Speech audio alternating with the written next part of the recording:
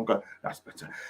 Good morning, everyone. Welcome to John Sinclair TV. I'm back again, and yeah, I've got a legend, an Aussie legend here, and I met him in Japan, and he's a cool dude, and his name is Hal. Good morning, Hal. Hey. How are you doing, mate? Hello, mate. I'm gonna say it hasn't been that long since we met in Japan, but it's been it feels a lifetime. But it was an absolutely amazing experience, Japan. It was great to meet you. It was great to meet all the Toonami fans out there. I'm doing all right here. It's afternoon in far north Queensland. It's 30 degrees. It's the last day of winter.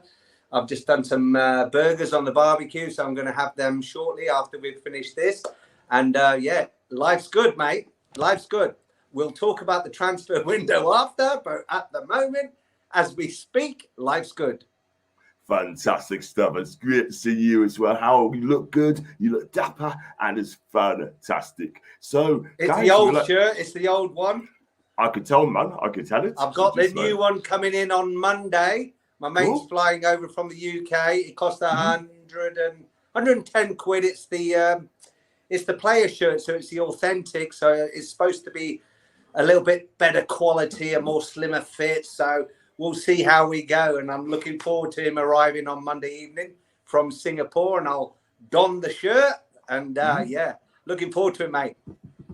Fantastic stuff. Yeah, so guys, if you like the video, like what you watch, and make sure you like and subscribe to the podcast. Please follow to Hal's channel. I'm going to put the link in later on so you can watch it as well.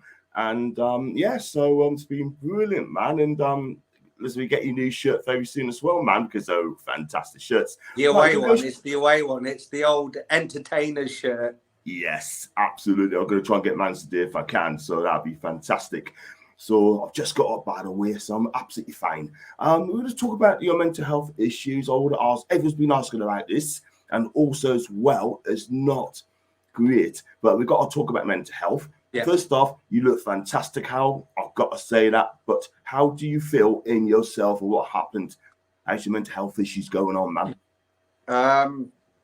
I feel actually pretty good now because, yeah, I put a post out the other day, last week or so, and just say like I wanted to reconnect to the Twitter world, or what's now known as X. I went through a bit of a bad patch, not on Twitter, but just myself personally. I was in the army. I served in the UK Armed Forces. I'd done that for 28 years, and I came out to Australia about 12 years ago, and I used to just have moments that weren't quite right, and I just thought, well, is this right? Is this not right?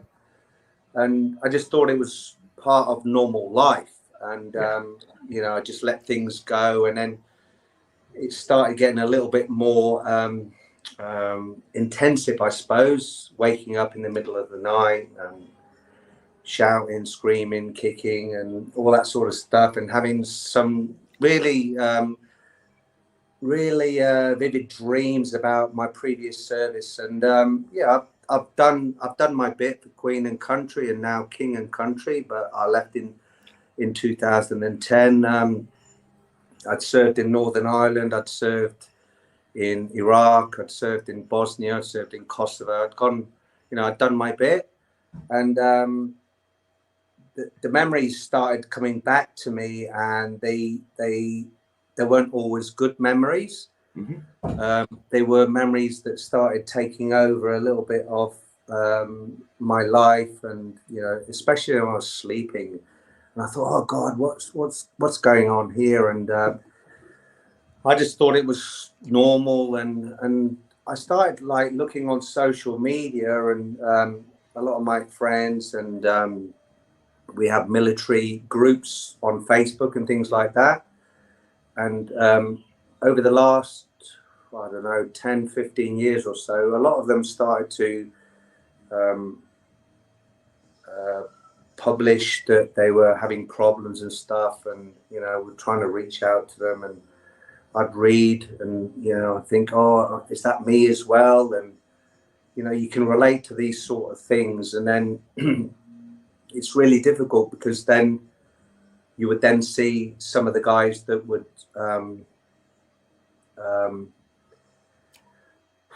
they would take their lives. They would take their own lives. So they would commit suicide. So a few of my friends have done that, and I thought to myself, probably about a year ago,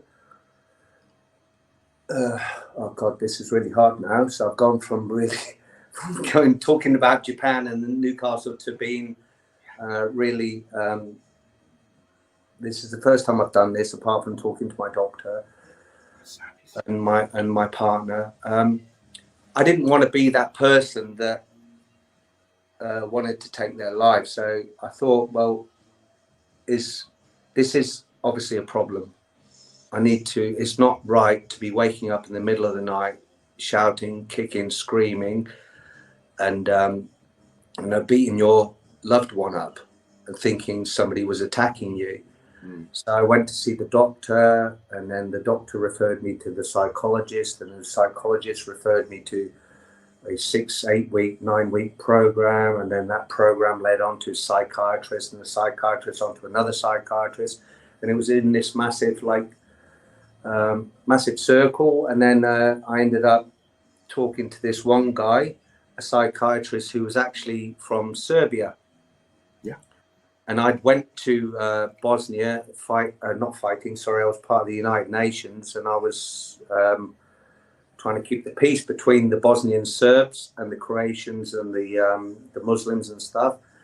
And this doctor knew exactly what I was talking about in terms of 1995, about the ethnic cleansing and what I'd witnessed and what I was involved in and stuff like that.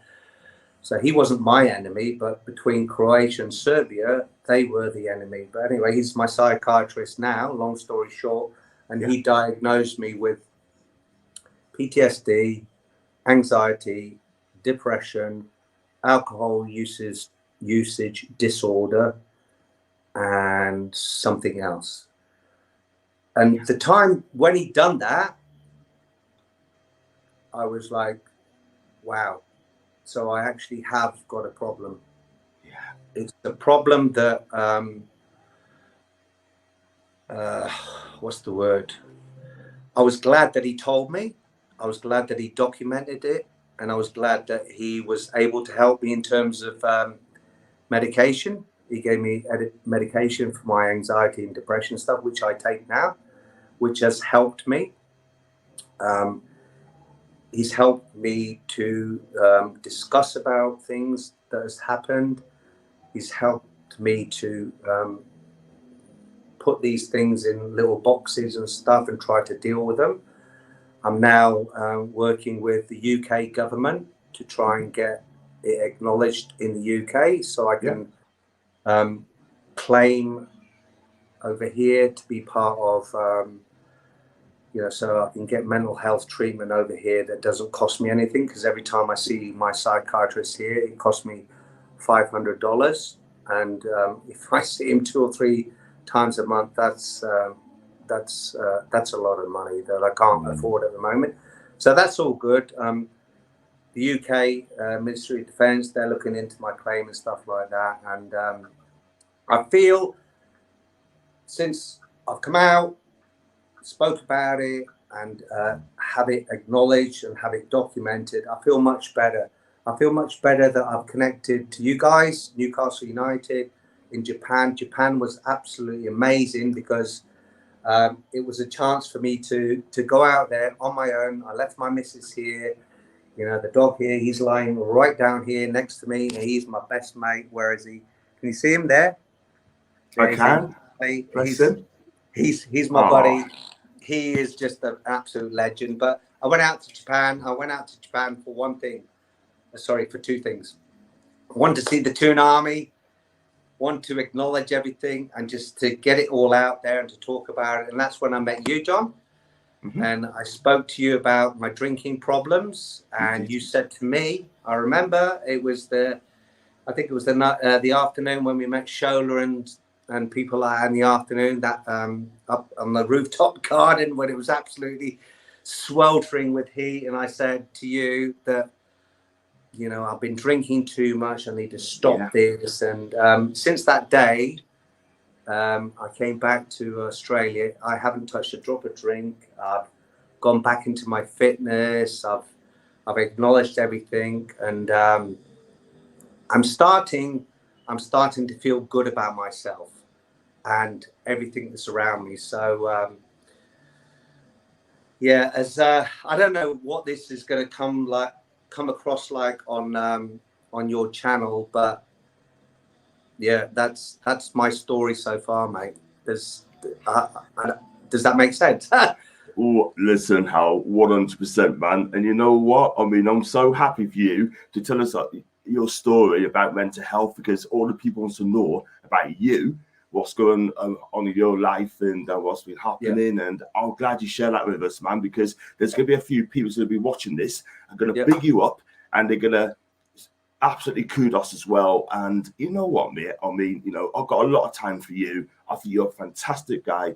You showed the courage that you changed the ways a bit, and what you've done something about it. So, I mean, I don't drink alcohol. I have not drank for 39 years. My birthday yesterday. And you know what, right? I mean, good on you, man. And I just hope people, if they can follow your lead, that your mental health is happening here in the UK, and they're doing something about it. Some come through it, some haven't come through it. You know what? You got to be strong about it, and you just got to go for it, man. So, yeah, I'm sure lots of people are going to be so made up for you, because I'm made up for you as well, man. And I met you. You're a fantastic guy. Met you Japan. You're fun. And everyone loves you. That Japan trip, all right. So that was me, like, you know, having a drink, having a laugh, and seeing. I can still do that without the alcohol, and I've proved that over 100%. the last. Even though I need a drink after the transfer window, but no, I'll just. But it's.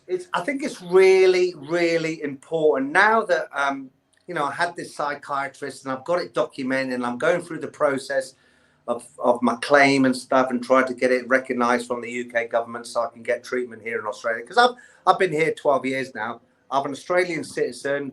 I've got you know, I've got dual citizenship. I've got my Defence Veteran Association card that allows me to have some treatment from my other injuries caused by the British Army. But the mental health is a big one, right? And once that gets acknowledged and accepted, hopefully, fingers crossed, then I can move forward. And having this opportunity to talk to you and, you know, everyone who watches your channel is now that I've actually got it off my chest, I feel even better. So I'm happy to continue talking about it, because I think, like you said, it is absolutely really, really important, because I don't want to be that person, my friends who have gone and just, you know, took their lives because they can't cope. There is support out there. There is people out there. Reach out, talk about it. You know, I used to think, I don't want to say anything. I'm big. I just want to keep it quiet. No, it's not. Don't be quiet. Talk about it. It's really important. And then here we are today, mate, talking about it. And I'm so grateful for the opportunity. Thanks, mate. No problem at all. No problem at all. Stay there. Don't go away. And you know what? Anytime you know where people are, if you've got any problems with mental health, and I hope people watch this show, right? And I'm sure people with mental health issues as well just got their problem as well. And I hope you feel better. And also, please follow Hal as well as Twitter account. We'll send a link out later on. So on that, on Twitter as well, because I've just reactivated my account, and then all of a sudden I've got like hundreds of followers. I was like, wow, what's going on? Which is good, man. Which is good. We're here. You know, which is great stuff. Bless you. Bless you. We're going to talk quickly about the deadline day, right? Football. I mean, there no signings. Gay film we didn't get Gay. We were supposed to get Gay. He didn't come in. Then we tried to get a right winger. He didn't come in. Ryan Fiercer has officially left the club now, gone to Southampton. Yeah, which I can tell by your face you're happy with. So tell us your views about the deadline. Then has it been a disaster? Has it been awful? for me, I think it's been a shocking transfer window for Newcastle United. What's your take on it, my guy? Okay, I've got 1, 2, 3, 4, 5, 6, 7 different takes on it. Okay, I've tried to I don't know. I suppose I went into it really optimistic, thinking that we're going to go out there. And when we were in Japan, I was waking up and I heard this thing about Mark Gay and stuff, and 65 mil, 5 mil add on, 70 mil, we're going to get him and stuff like that. Then it went on. It started to feel like 2 years ago when we were doing the takeover, it was going on. I was thinking, okay, yeah, and I was reading all the stuff online about all these what do we call them, in the know accounts and stuff, saying yeah, he's signing, or we're going to put another bid on. And it went from 1 bid to 2 bid to 3 bid to 4 bids. And I started thinking to myself, well, okay, well, if they're not going to accept, and I seen that interview from Parish, and I thought, why? I've never ever seen a saga like that, put himself right in front of the camera talking about superstar wages, superstar this and superstar that. And I started to look at I follow football, and I've watched football I've followed Newcastle since early 90s, when we drew 6-6 with Tranmere Rovers in the Zenith Dative Systems Cup. I've never seen a saga like it in my entire life. Parish putting himself out there and all these other. I thought, well, let's just move on from there. And then, we don't get him. Let's, there must be a plan B or must be a plan C. Because if we got 70 mil for him, we've got cash to spend without breaching what they now call PSR. This PSR stuff. And I'm like, and then I look around, I go, look at all these other clubs on Sky Sports News. I mean, I'm not attached to it like you guys are, living and breathing it in UK, but I'm still attached to all the social media, and I've got my accounts and I've got my apps, and I can still see what's going on. And I'm like, for goodness sakes, can we not have that plan B, plan C for this central defender, for the right winger? Because we are 1-2 injuries away from being mid-table to a relegation battle. Cher, yes, he comes back. Lascelles, he's going to come back whenever I don't know how long his injury is, and Botman. So we got Byrne and we got Crap. No disrespect to those boys, but we need that, that mid, and then off the right and off to the left. The transfer window for me, and I'm not going to say anything other than the guys behind the scenes in the boardroom, they must know what they're doing. We don't get to see their accounts. We don't get to see what they're looking for. We can only go on what we see on social media and stuff like that.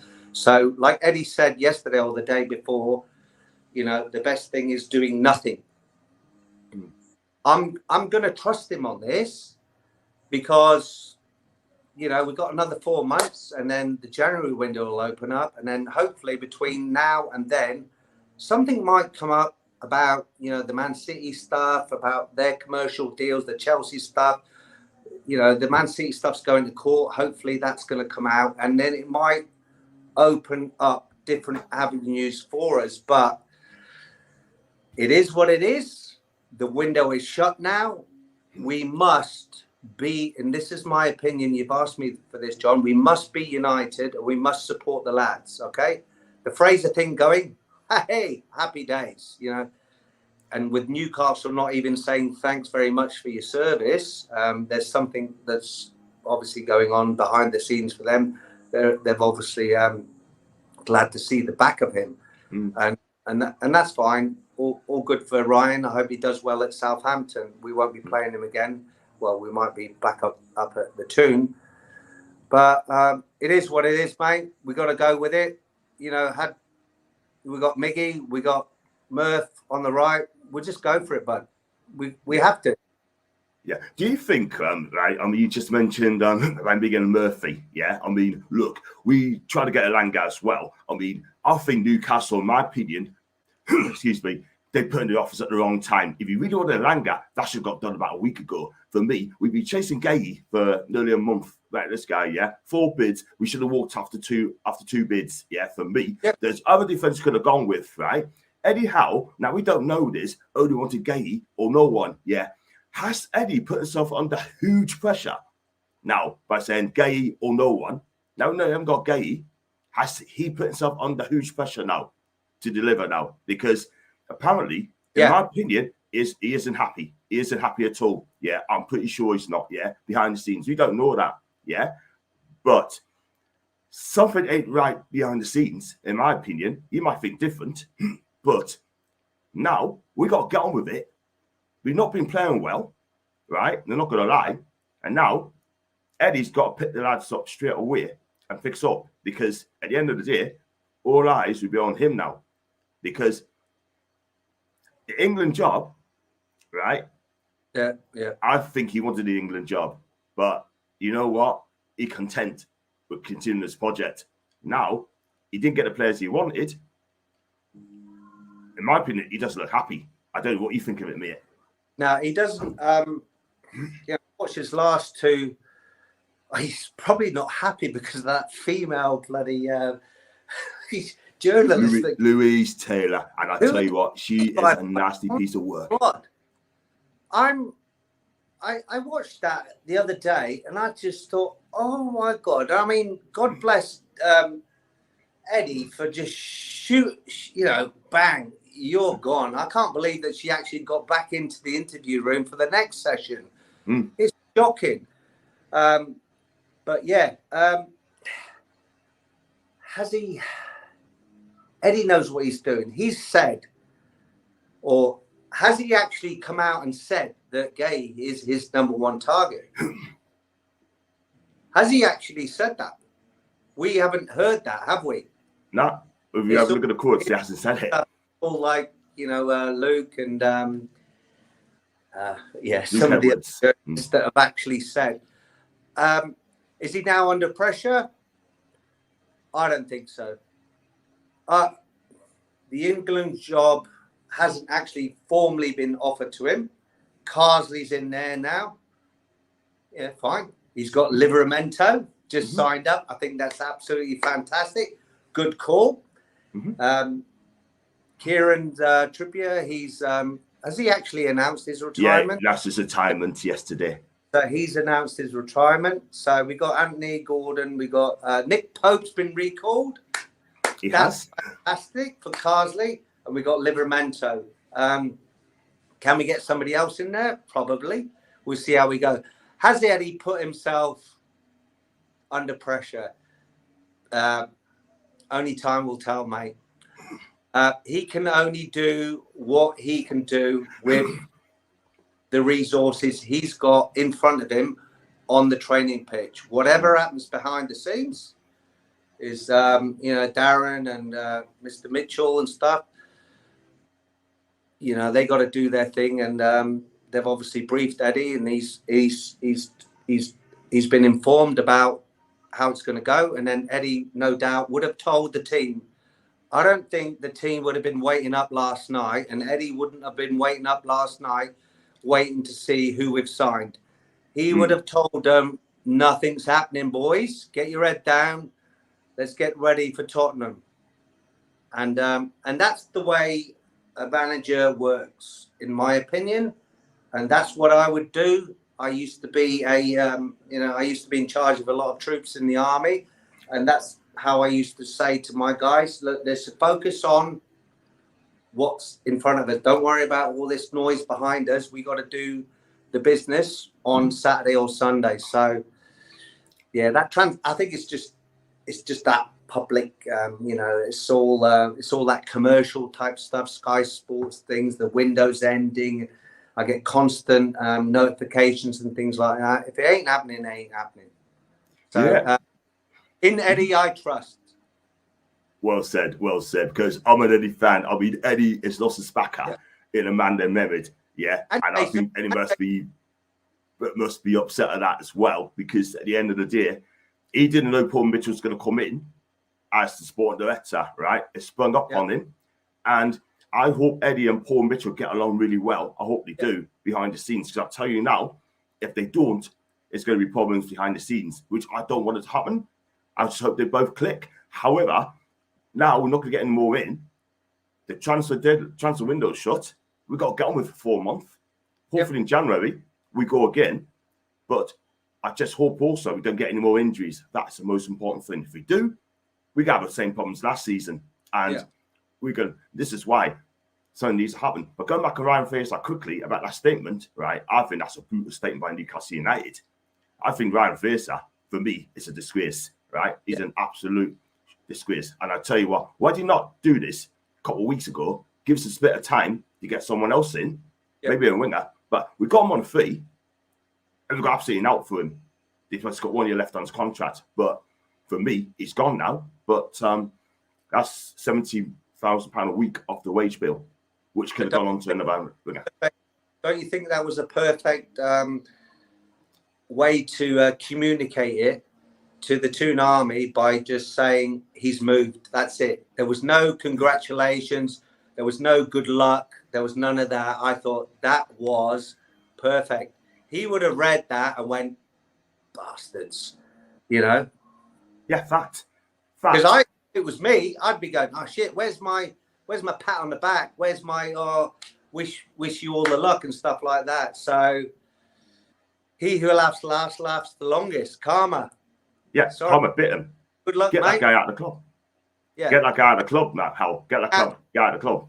Yeah, and I don't mean that in a disrespectful way. I mean that in a, to a person. I don't want any abuse to Ryan or anything. I just mean that sporting thing, It's like we're talking sport here. I don't want to for the individual. Good luck to the fella. Yeah, absolutely. Good luck to the fella, and I wish him all the best in the future. And moves on. Simple as that.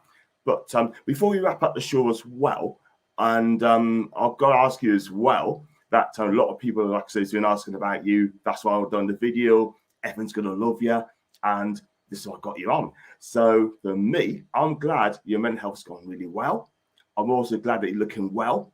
And Japan, what has been your greatest time in Japan? I hope you say meeting me. What was your greatest time first?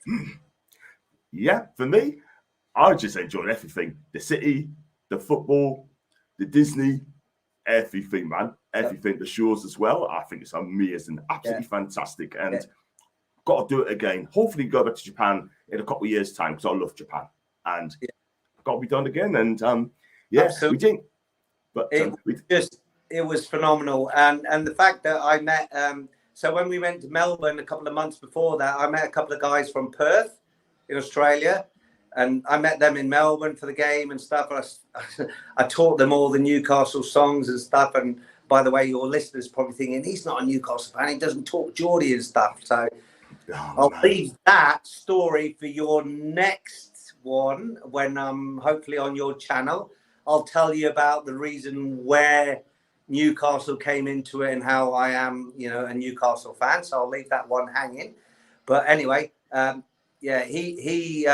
we met in Melbourne, and then we spoke about, let's go and do another tour and stuff. And then when they announced they were going to Japan, that was it. So he flew over from Perth. I flew in from Cairns. We met up. There was 4 of us. And it was just mental. It was like, the first game 4-1 or whatever. And then we had a couple of days shopping and, going to some of these bars and things like that. And then we went to the meet and greet, and I spoke and I sat around the table with our CEO, Darren. I could not believe that I was actually sat there with the CEO talking all things about Newcastle United and what it means to be an international fan, if I can call myself an international fan. Tattoos here, Newcastle here, still in the blood. This is another story we can talk about.